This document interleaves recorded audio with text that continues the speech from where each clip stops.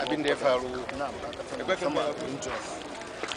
bisa gaskiya wannan abu da ya faru a kasar Jos abu ne mummuna wanda Allah ba zai yarda da shi ba, manzonsa ba zai yarda da shi ba, kuma musulunci ba zai yarda da shi ba. Sa'an nan kuma mutunci na dan adam ba yarda da shi. Saboda haka kiran da za mu yi wa musulmi da kirista a ƙasar nan dole su dawo hankali a bar ci gaba da irin waɗannan tashin hankali da ake yi, domin ba inda zai kai mu. Kuma dukanmu mun sani Allah ya halicce mu musulmi da wanda yake ba musulmi ba, ya san da zaman mu a duniya kuma yake mu zauna tare. Ubangiji yana ce ya ayyuhan nasu inna khalaqnakum min dhakarin wa untha waja'alnakum shu'uban wa qaba'ila lita'arafu inna akramakum 'inda Allahi atqakum. Wannan ya hada musulmi da wanda ba musulmi ba, ya hada kowa da kowa, cewa Allah shine halicce mu, kuma halicce mu a nan duniya saboda mu zauna zaman lumana, kowa ya girmama kowa, kuma dukanmu cikinmu babu wanda ya fi a wurin Allah sai wanda ya fi shi jin tsoro, wanda ya fi mu jin tsoronsa.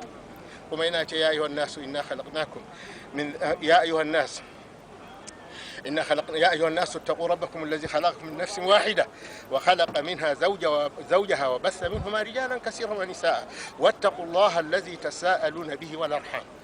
saboda haka muna kiran duk waɗanda suna amfani da ikonsu ko kuma daman da Allah ya ba su kan zubar da jinin bayin Allah waɗanda ba su san hawa ba, ba su san sauka ba, Allah Ubangiji in wani ba shi da iko a kansu, Allah yana da iko a kansu. Saboda haka ina tabbatar ma jama'a a ƙasar nan idan ba a hana irin waɗannan abubuwa ba, mu da jin tsoron abin da muke ji labarinsa na sauran duniya. Wasu sun gudu sun bar ƙasashensu, wasu wurin mafakan ma ba su samu ba, to kar ya zo ya same mu a wannan ƙasa. Kuma ina kiran dukan malamai da duk waɗanda suke jin tsoron Allah musulmi su fuskanci Ubangiji, su roƙi Allah ya tabbatar mana da lafiya da kuma zaman lafiya.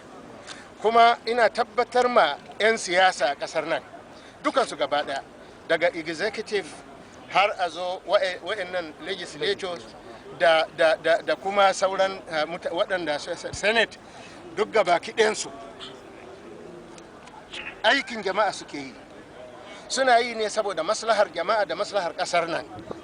To ai ba maslaha kamar ka tsere wa mutum ranshi, ka taimake shi tsira da ransa da dukiyansa.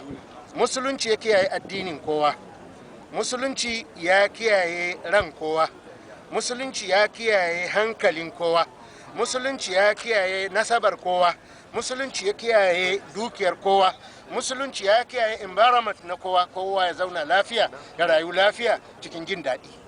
To wannan shine aikinsu. Saboda haka jama'a sun ba su amana, idan ba za su iya rike wannan amana ba, to kar su manta, idan mutane sun kasa karɓa daga hannunsu, Allah yana da hanyoyi iri-iri ya karɓi wannan amana daga hannayensu, ya damƙa wasu waɗanda za su iya su ɗauki nauyin. Saboda haka muna gani lalle 'yan uwanmu 'yan siyasa a ɓangarori daban-daban su tashi tsaye su hana irin wannan fitina, ba a arewa kurun ba, ba kudu kurun, a'a dukkan Najeriya gabaki ɗaya. Na tabbata musulmi ko a kudu ko kuma a arewa ai duk ɗaya ne, babu bambanci. Kuma duk jinin da aka zubar na wani musulmi ya shafi kowane musulmi, hakanan kuma jinin da aka zubar na Kirista ya shafi kowane Kirista. Allah Ubangiji yake mu zauna zaman lumana, ba wani ya cuci wani ko kuma wani ya ɓuya ya shirya makirci a cuci jama'a ba. Allah ya kiyashe